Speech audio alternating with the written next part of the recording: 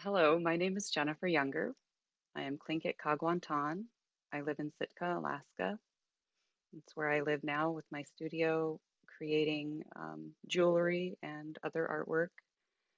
I'm from Yakutat, Alaska, a small village in southeast.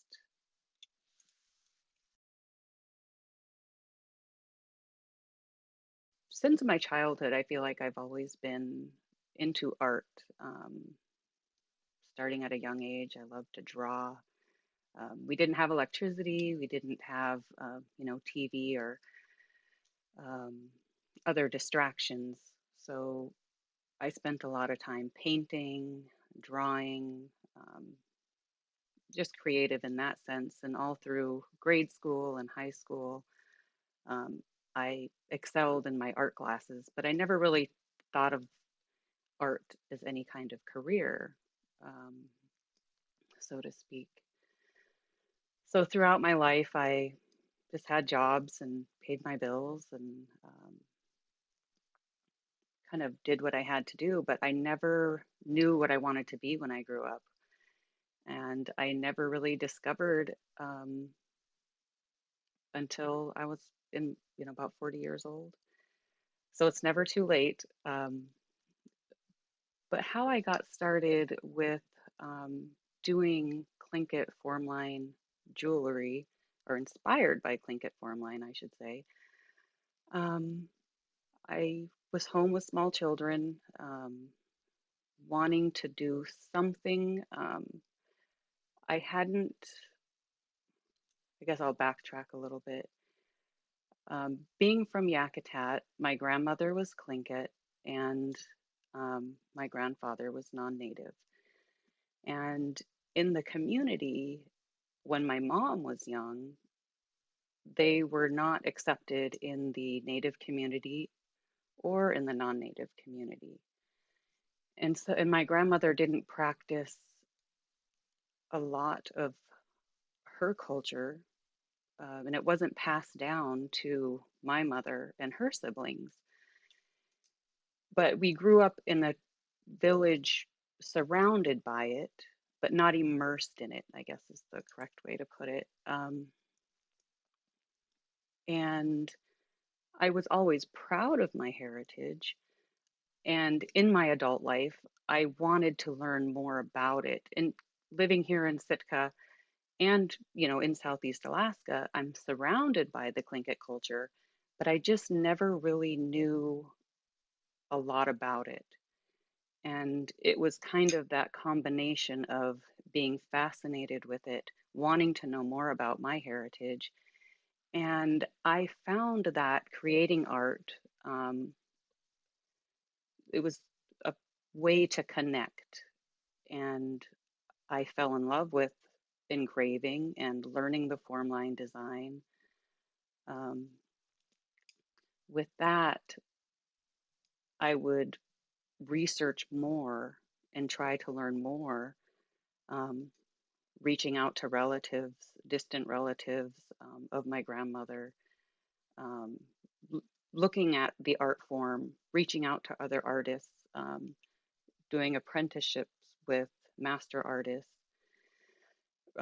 That's, I don't, it just keeps growing. I feel like it keeps growing within me as far as, it started off with jewelry. And when I first started, I would look at a piece done by, other artists and other jewelers, and I would think, okay, I have to make that exact same thing. I have to um, duplicate that and, be exactly the same. And then with an apprenticeship with Dave Galanin from here in Sitka, I would get different ideas, and it just felt like it was kind of, um, I wanted to create contemporary jewelry that would be relevant, not taking just old traditional designs that a lot of people don't feel comfortable wearing who are non-native.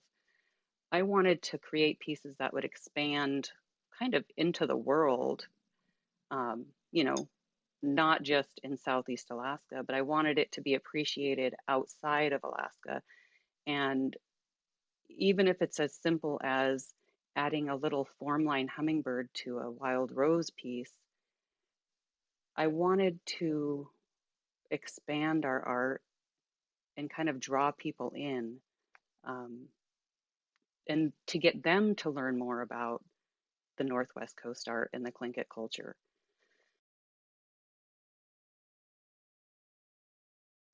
I always say that looking back takes me forward.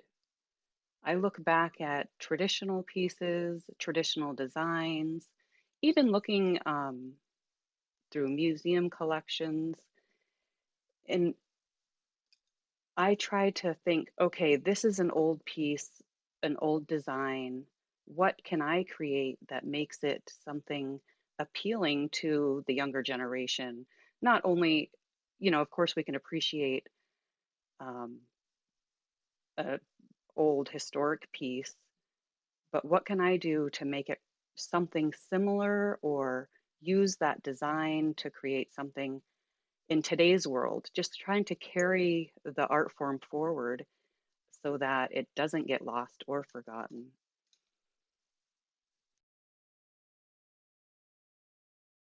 I feel like I have so many ideas, and um, I'll wake up in the middle of the night and have an idea and write it down. Um, I mean, I don't know what it's like for other artists in different art forms or whatever, but um, I mostly work with copper and silver. I engrave the copper and silver. I guess we call it, instead of engraving, we call it carving, as you would be a wood carver. We have metal carvers. Um, I work mostly with silver and copper. Copper, I lean more towards using copper now only because of learning that it has more of um, meaning to the Tlingit people in the Northwest Coast.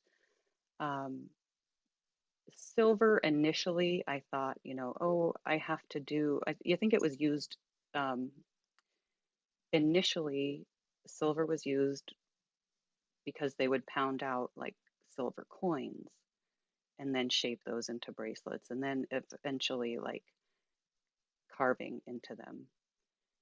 But that came after copper, and copper was here prior to, with the copper shields, which the Tlingit call a tana.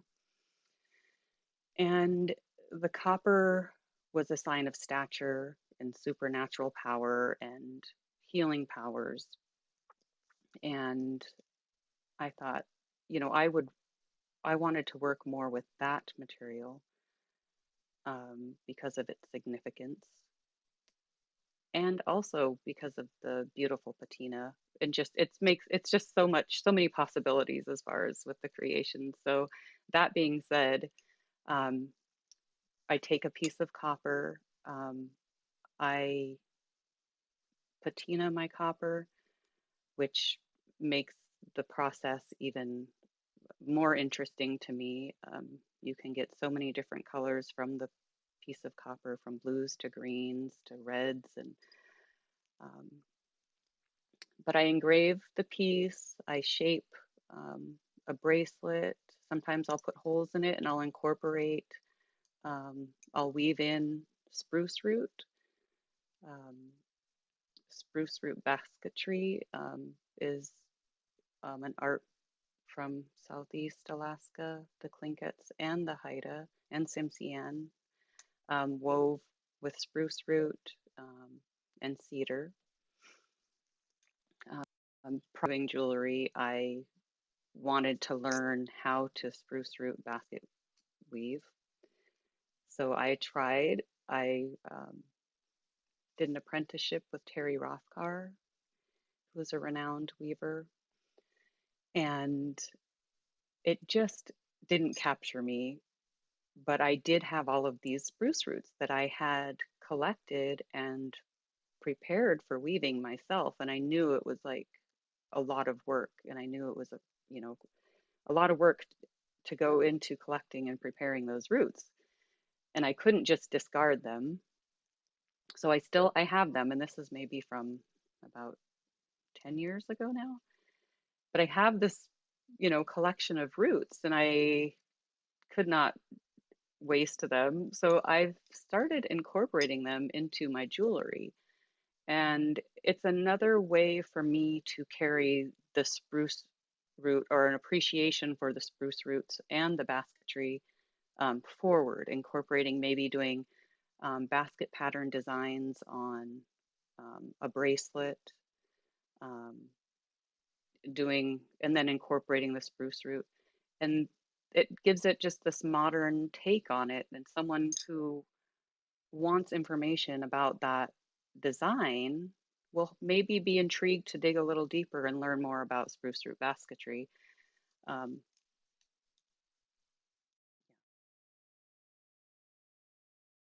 I've had a few inquiries about apprenticeships, and I, up until recently, my studio, I didn't have a studio. I worked in my dining room. It was shared with my children. Um, and it's kept me from maybe allowing people in as much. And also, I don't really feel like I'm ready to teach. Um, I really feel strongly about um, there being some sort of guidelines on who can teach. I mean, I don't feel like I'm a master artist in any way whatsoever, and um, I I feel like I'm still learning. I'm constantly learning, and I'm not sure if I would feel ready, or when I'll feel ready to teach somebody else. I will pass down maybe techniques or give advice. Um, if I see someone that I know, ask for tips on, something, but I honestly don't feel that I I'm ready to um, be a teacher.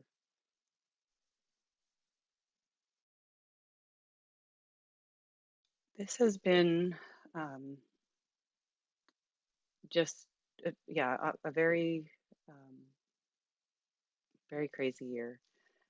For me, I feel very fortunate that I have been able to continue to sell my works. Um, at the beginning of when COVID hit, and there's so much uncertainty, and there's still so much uncertainty in so many aspects, but markets were canceled for this year that I had coming up, and that was a huge part of my income. Um, Orders were being canceled, and I just kind of initially I just sat back and was like kind of waiting. I don't know. I didn't feel a sense of panic um, or worry.